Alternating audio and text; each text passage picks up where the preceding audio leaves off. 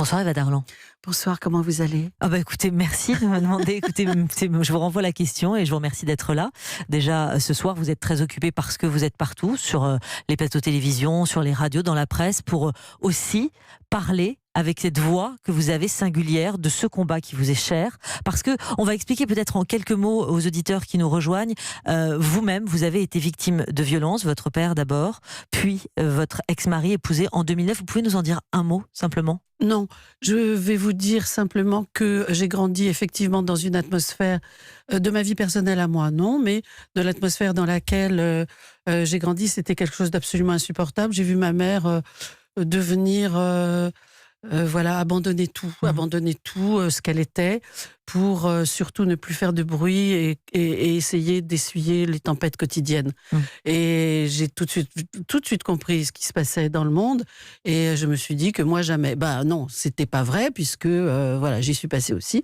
Mais c'est quelque chose qui m'est naturel. Je sais pas comment vous dire. Je suis née féministe, et je ne comprends pas comment les femmes ne sont pas toutes féministes, puisque nous ne sommes pas encore à égalité, ni dans les salaires, ni dans...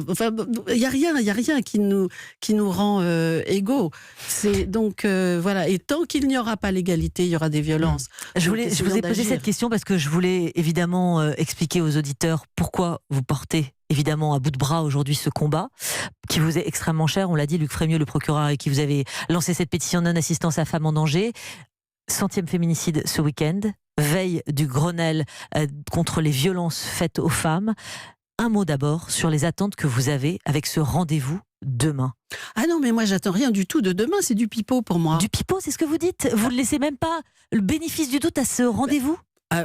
Si vous voulez, je pense, si vous voulez. Moi, j'ai rencontré Édouard Philippe et Marlène Schiappa en tête-à-tête. Nous étions avec Karine Plassard et Muriel Robin, et on les a rencontrés pendant 1 heure et demie.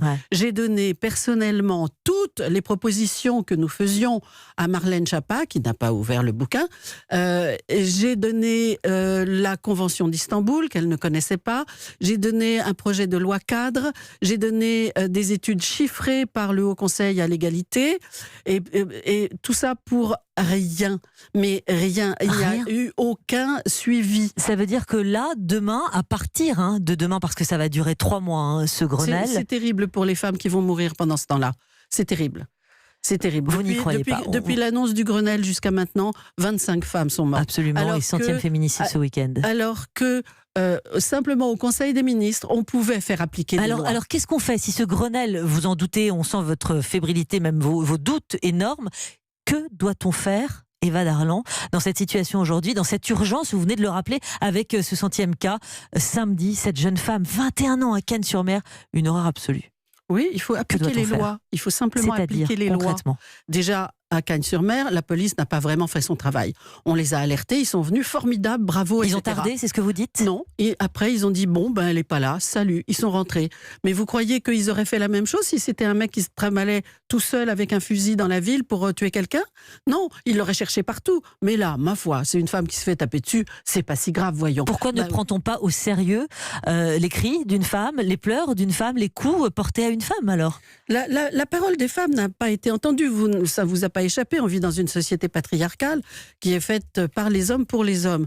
À force de faire du bruit, il se trouve que la population, l'opinion publique, ça y est alertée, a compris, et maintenant peut probablement partager au mieux ce genre de choses. Mais c'est nous qui l'avons fait. Quand je dis nous, c'est les associations, les journalistes qui nous ont suivis, et dans ma modeste mesure, moi. Eva Darlan, qu'est-ce qui est commun à toutes les victimes, selon vous, à ces victimes de violences conjugales? De mourir. Bien entendu, évidemment, c'est évidemment la conclusion dramatique. Mais comment peut-on alerter avant le drame? Comment peut-on prévenir quand on voit ces femmes? Est-ce qu'elles sont dans une forme d'isolement? Qu'est-ce qui est assez commun, j'allais dire, à ces femmes, ces jeunes femmes parfois? C'est de vivre avec un homme violent. Or, un homme violent, on ne le laisse pas à l'abandon comme ça. Un homme violent, ça se soigne. Un homme violent, on le sait. On s'en occupe. Ça veut dire une thérapie, ça veut dire thérapie. Extrait du domicile conjugal, éloignement, le bracelet dont on voit les résultats en Espagne. Oui, c'est pas la peine de faire un Grenelle, on les a, les bracelets. Pourquoi en France il n'y a pas ce bracelet? Eva Darlan, comment vous l'expliquez, vous? Il y a. Oui, mais Il de y a toute simplement, évidence pas suffisamment figurez-vous diffusé. que non seulement la police et la gendarmerie, certains policiers et certains gendarmes, pas tous, heureusement, ne font pas leur travail. Il n'y a pas que, il y a les magistrats. Attendez, les vous dites magistrats. que les policiers, les gendarmes ne prennent pas les J'ai dépositions? dit certains. Certains? Bien sûr qu'ils ne prennent pas les Est-ce que plaintes. je me fais l'avocat du diable, Eva Darlan, mais est-ce que parfois certaines femmes aussi sont trop apeurées ou hésitantes pour aller au bout Ben de leur justement, déposition? si elles savent qu'à l'arrivée, on va leur dire, écoutez, vous êtes gentil, mais on a autre chose à faire, et puis si ça ne va pas avec votre mari, prenez votre valise et partez. Alors pour le coup, là, il y a des mesures. 73 psychologues dans les commissariats pour écouter, accompagner ces femmes dans leurs plaintes. N'est-ce pas un bon début? C'est Marlène Schiappa qui en a fait Il faut appliquer l'annonce. la loi. Il est hors la loi de refuser de prendre une plainte. C'est clair et net. Les mecs, les policiers et les gendarmes qui ont refusé de prendre la plainte des femmes qui sont mortes ont leur mort sur la conscience. Ils sont responsables. Et la suite, Eva Darlan, la suite, c'est la justice. Et la justice qui classe sans suite parce que c'est du travail un peu, c'est pas terrible, on va pas s'occuper des femmes et des chiens écrasés. Donc on classe sans suite certains magistrats, je dis pas tous bien évidemment, puisque il y a quelques jours nous avons vu quelque chose d'absolument remarquable. Une femme enceinte se fait taper dessus violemment, y compris dans le ventre, par son compagnon.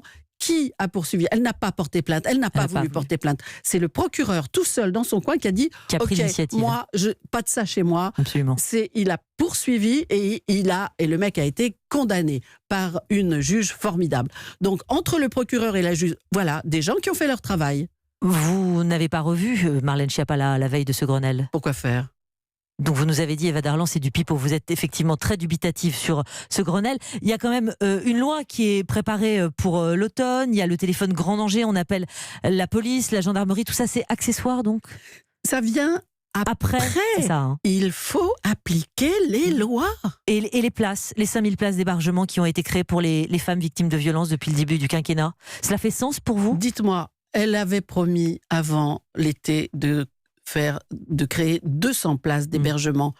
Il y en a pour la fin août. Il n'y en a pas eu une seule. Pas une seule. C'est pas, ça va pas. Je veux dire que, évidemment, c'est Marlène Schiappa a une Elle a le mérite position. d'éclairer, de zoomer peut-être quand même sur ce... Elle n'a pas de mérite. Elle a le mérite de faire Oui. des annonces. D'accord. Des annonces qui ne sont jamais suivies des faits. Okay. Ça va pas. Non, ça va pas. Parce que c'est pas elle qui commande. Elle est rien, Marlène Schiappa. Elle a aucun pouvoir décisionnaire. C'est Édouard Philippe derrière. C'est Belloubet. C'est Castaner. Mais elle, non. On a entendu vos doutes, Eva Darlan. On a entendu vos attentes. On a entendu votre fébrilité sur ce Grenelle qui démarre demain et qui va durer 3 mois. Merci beaucoup d'être venu nous répondre ce soir en direct dans le studio d'Europe 1. Merci, Eva Darlan. Merci à vous.